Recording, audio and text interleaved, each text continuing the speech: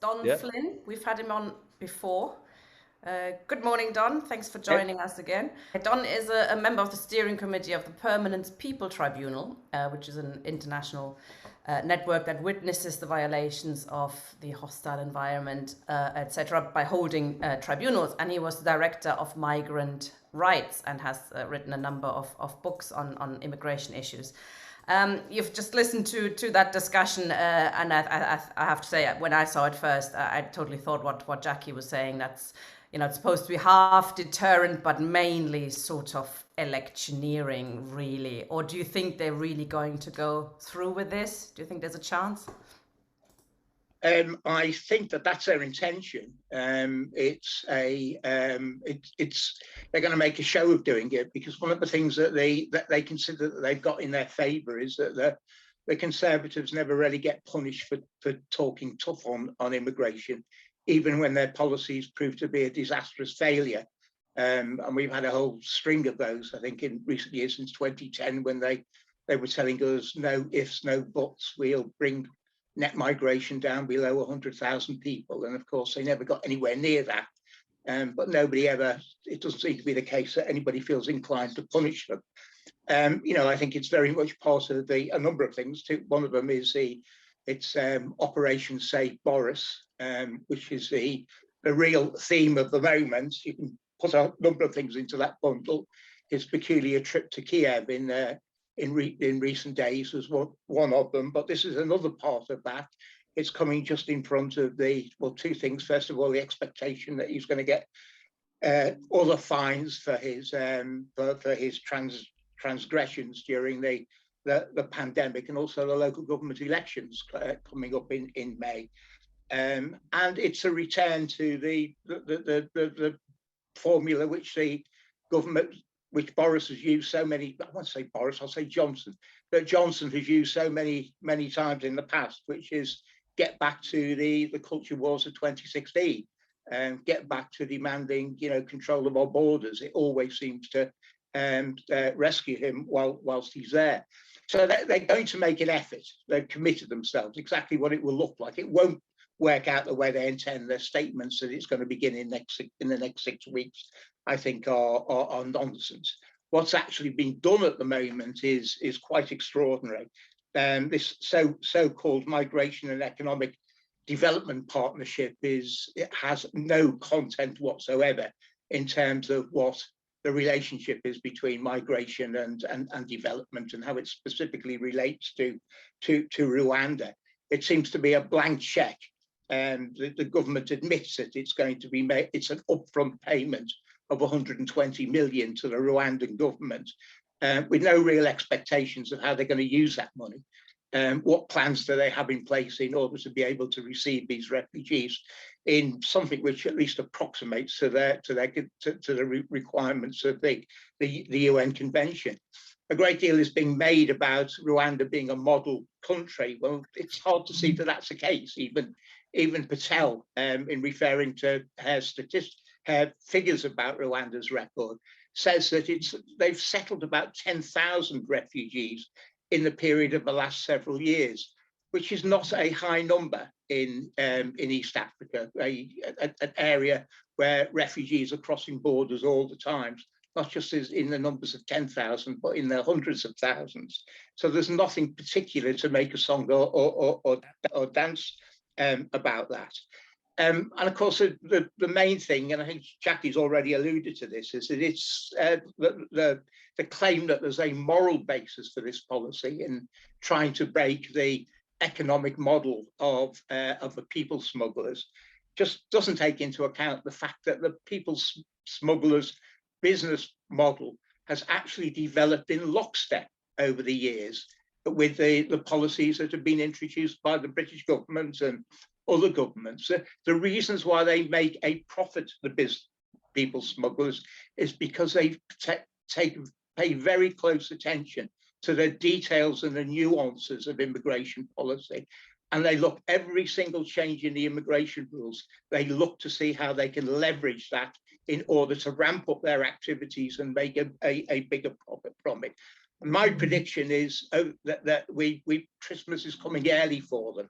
the people who are operating at the channel at the moment are going to be upping their prices over the course of the next few weeks, around the idea that, you know, if you're going to make the channel crossing, do it now, because sometime in a not too distant future, this Rwandan operations are going to be underway, and you've got to beat the rush. So thank you very much, Home Office. It'll be interesting to see what actually does happen to the profits of the people smugglers. And of course, the other element of it as well is what happens when people get back to Rwanda, because all these things have been looked at very closely in lots of other circumstances, the return of people to Libya. And in other aspects, the return of people who have been trafficked to places like Moldova. And what we know is what we're doing is we're returning people back to the people smugglers. They are the first people who lay hands on people as they come off the planes, and as they're being marched to whatever inadequate accommodation is being made available to them. They are there to start offering them the opportunity to escape from this latest setbacks in their migration history. And if you come up and pay the fee to us, we'll get you back on the road again. So that's the general picture. This is a policy which is going to be, we are going to have to contend with it. We're going to have to be supporting the NGOs and the charities who have promised us that there are going to be legal action from day one.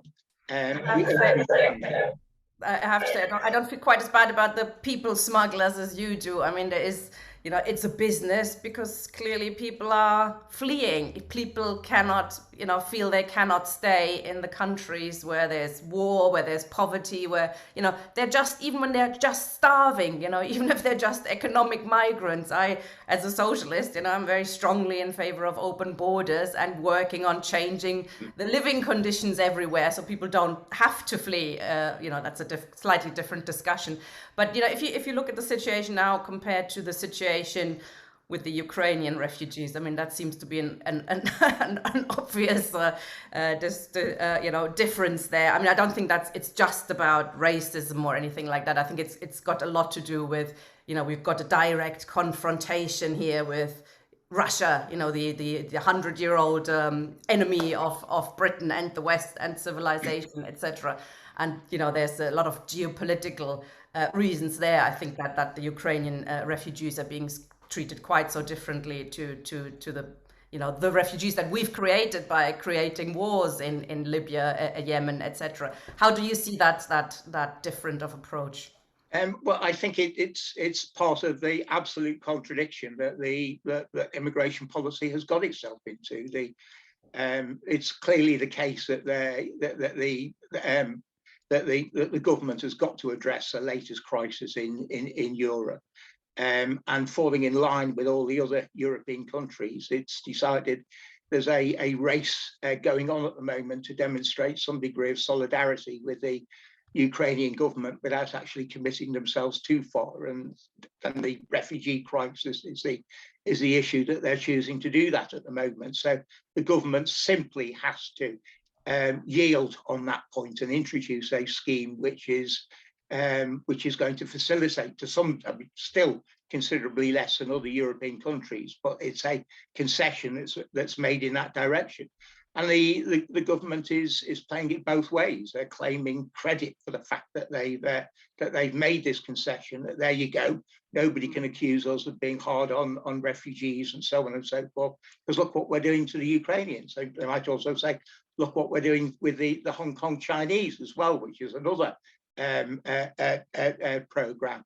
But at the same time, and I think I'm pleased to see that a voice has been raised on the Labour Party benches with Rosanna Ali Khan, being bold enough to accuse them of, to make the completely accurate accusation that this is a racist policy as well. It distinguishes completely between one group of people who are the victims of Russian bombs, the Ukrainians, and another group of people who are victims of the Russian bombs, which is Syrians and probably other groups as well. So it is a contradiction. It's a mess. And the one thing to be said about it, it does give us an opportunity on the left to actually open up a new front of condemnation, campaigning and whatever, which goes beyond simply sort of liberal humanitarianism, and points to the fact that it is a structural feature of capitalism, discrimination, racism, and we ought to be thinking about how we can do that and do it more effectively. Absolutely. Just one last question is the sort of legal and illegal refugee. I wonder if you could shed some light on that in connection, especially with the Nationalities and Borders Bill. So, for example, I believe that if families arrive together, they won't be sent to Rwanda, which of course brings the issue that often it's young men or family men come first, set up, and then bring their families in a safer way. So actually, you're kind of forcing people perhaps, or encouraging them to bring their children now with them in really unsafe conditions. That's one aspect. But then another is that is 2/3 of refugees are currently classed as having a legitimate claim for asylum here in Britain. But as Jackie hinted at, I mean, you send them to Rwanda and they lose their right to asylum in Britain as soon as you set foot in Rwanda, because I guess presumably it counts as a safe country that you've passed through on your asylum journey. Do you know how that's supposed to change all of these? What is an illegal, or when you have a claim, when you don't have a claim? Well, I presume that the government is relying on a strict minimalist interpretation of the Refugee Convention there, which, when you look at the wording of a refugee convention, it's actually quite modest. It simply says that governments have to ensure that people are not returned to the country where they have a genuine fear of persecution, which is very minimalist. It doesn't, in terms of the strict interpretation of the convention, it doesn't commit people to a fair, just asylum procedure, for example. All of that stuff has grown up subsequent to the Refugee Convention, and it's embodied in case law of one sort or another. And the government is contesting. I presume it's going to be arguing in the courts that it is not bound by that case law. It is free to interpret whilst adhering to the convention. It's free to pick and choose which parts of the case law it wants to adopt. And that means it's not sending the refugees back to a country where they fear persecution. It's sending them back to another country, which it has a prior agreement that they're going to be received and treated humanely. That is highly contentious, and I've no doubt there are some excellent lawyers on the refugee rights side of it who are going to fight that one tooth and nail. And I'm really looking forward to see how that develops. On the point of family reunification, I mean, again, this is another problem that they've got, because the scene of families with children being forced onto planes to be sent to Rwanda is bound to be highly unpalatable. I